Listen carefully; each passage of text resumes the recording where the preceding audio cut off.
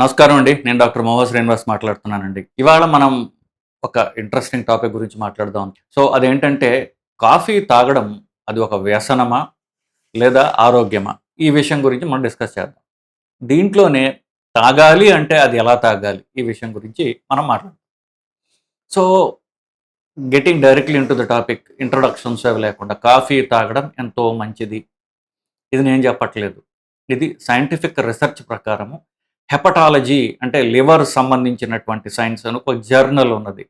అంటే అది డాక్టర్లు ఎస్పెషల్లీ లివర్ సంబంధిత స్పెషాలిటీస్‌లో ఎవరైతే ఉంటారో కాలేయం గురించి రిసర్చ్ చేసి కాలేయం గురించి ట్రీట్మెంట్ ఇస్తారో, ఈ పేగుల డాక్టర్‌లో కూడా మళ్ళీ లివర్ డాక్టర్లు వేరే. వాళ్ళ జర్నల్ హెపటాలజీ అని ఉంది.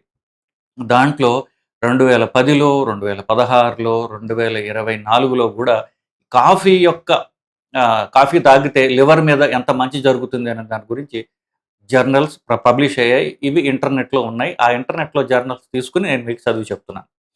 సో, కాఫీ తాగడం లివర్‌కి ఎంతో మంచి చేస్తుంది అని ఈ లివర్ సైంటిస్ట్‌లు, లివర్ డాక్టర్లు చెప్తున్నారు మనకి. దానికి నేను సోర్స్ నాకు ఆల్రెడీ చెప్పాను.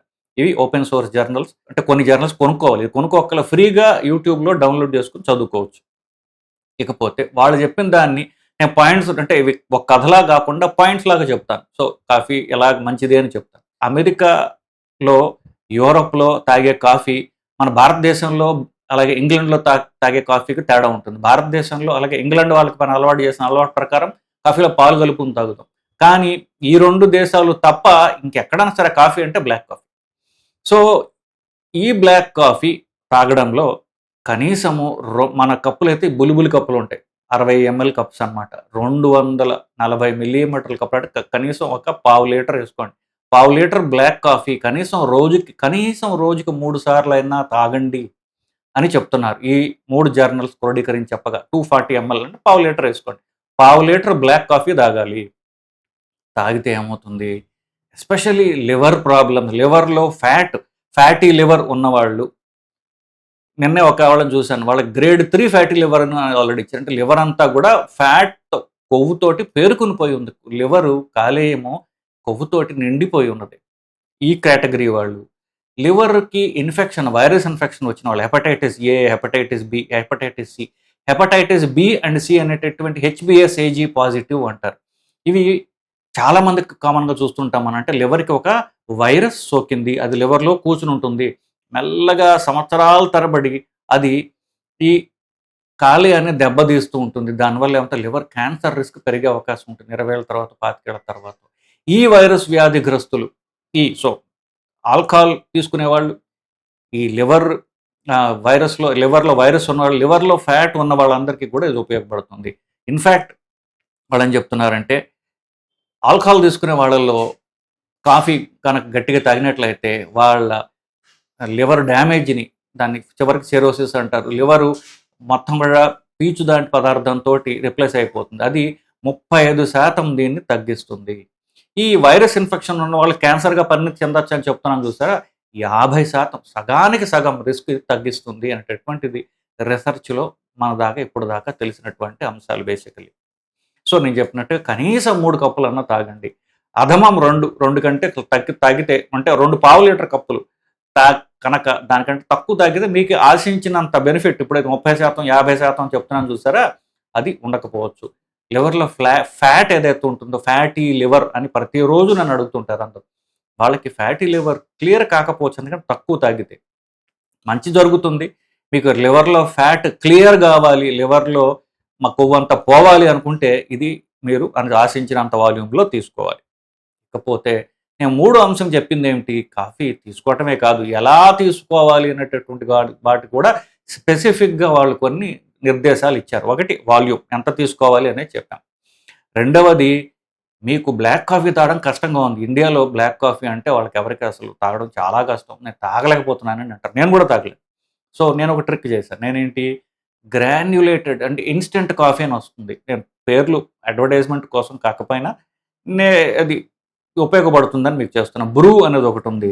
సన్‌రైజ్ అని ఒకటుంది. స్లీపీ ఔల్ అని ఒకటుంది. ఇట్లాంటివి చిన్న చిన్న ప్యాకెట్‌లో గ్రాన్యులేటెడ్ ఇన్‌స్టంట్ కాఫీలొస్తున్నాయి. ఇన్‌స్టంట్ కాఫీలయితే తాగడం చాలా తేలిక బ్లాక్ కాఫీ.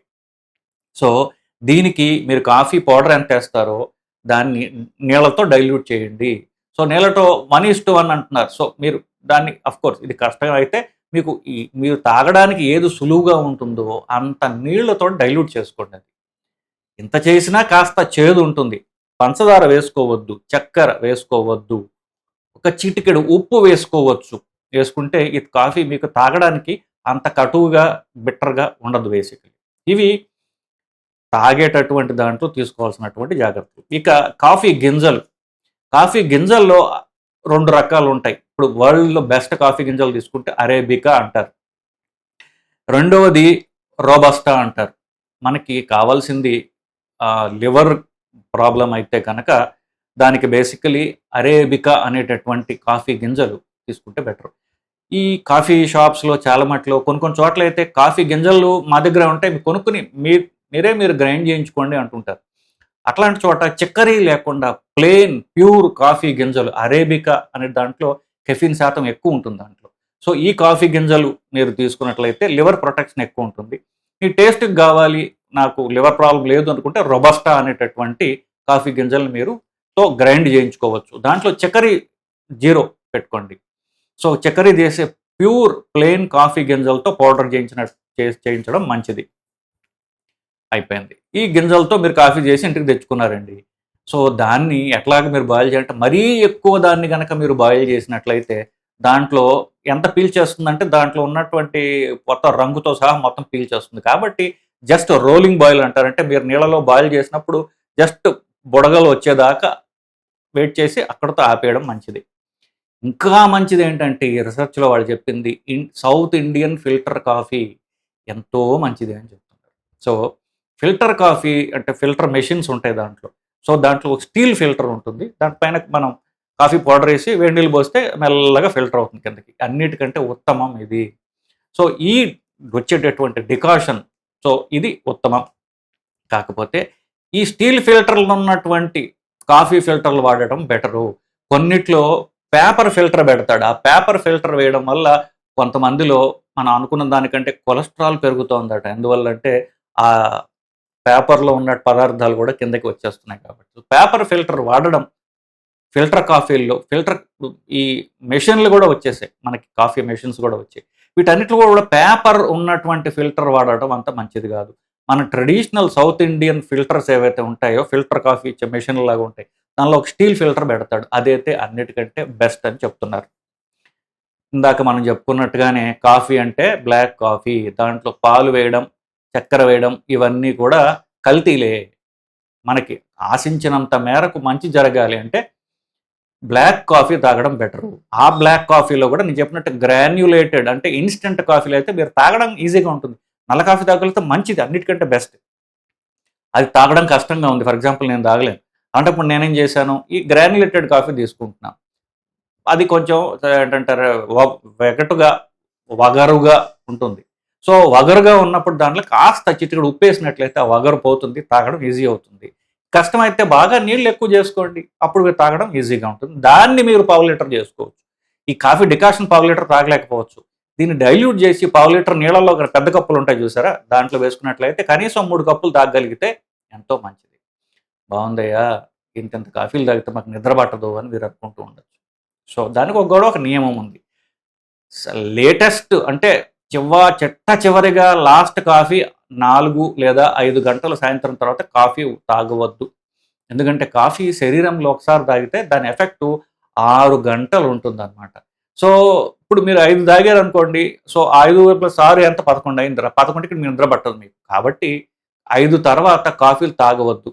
అధమం 5, బెస్ట్ 2. మధ్యాహ్నం 2 తర్వాత కాఫీ తీసుకోకుండా ఉంటే మంచిది. 4కి కాఫీలు తాగడం, టీలు తాగడం అలవాటు అయితే సరే కానీ 4, 5 అంత తర్వాత దాని తర్వాత కాఫీ తాగడం మంచిది కాదు.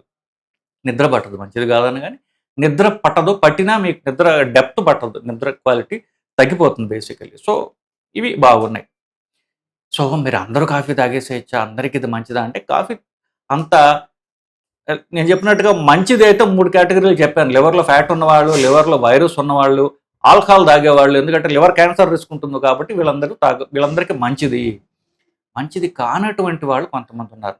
గర్భవతులు, చిన్నపిల్లలు, తర్వాత ఆల్రెడీ గుండె వేగంగా కొట్టుకునేటువంటి గుండె జబ్బులు ఉంటాయి కొంతమందికి. సడన్‌గా గుండె కొన్ని ఎక్స్‌ట్రా వైర్లు పుట్టుకతో ఉండడం వల్ల గుండె వేగంగా కొట్టుకునేటటువంటి గుండె జబ్బులు గల వాళ్ళు ఉంటారు. వాళ్ళు కాఫీ వద్దు. వాళ్ళు కాఫీ తీసుకోవడం మంచిది కాదు. ఏదో మామూలు బాగా డైల్యూట్ చేసినటువంటి కాఫీ పాలు తెగవేసి కొద్దిగా అలా రుచి కోసం వేసుకోవచ్చు తప్ప, చెప్పిన బ్లాక్ కాఫీ మాత్రం తాగడం వీళ్ళకంత మంచిది కాదు బేసికల్లీ. సో, ఇదండి కాఫీ యొక్క కథా కమీషు. కాఫీ ఎలా తాగాలి? కాఫీ యొక్క ఉపయోగాలేమిటి? ఇవన్నీ సైంటిఫికల్లీ ప్రూవ్డ్ జర్నల్స్.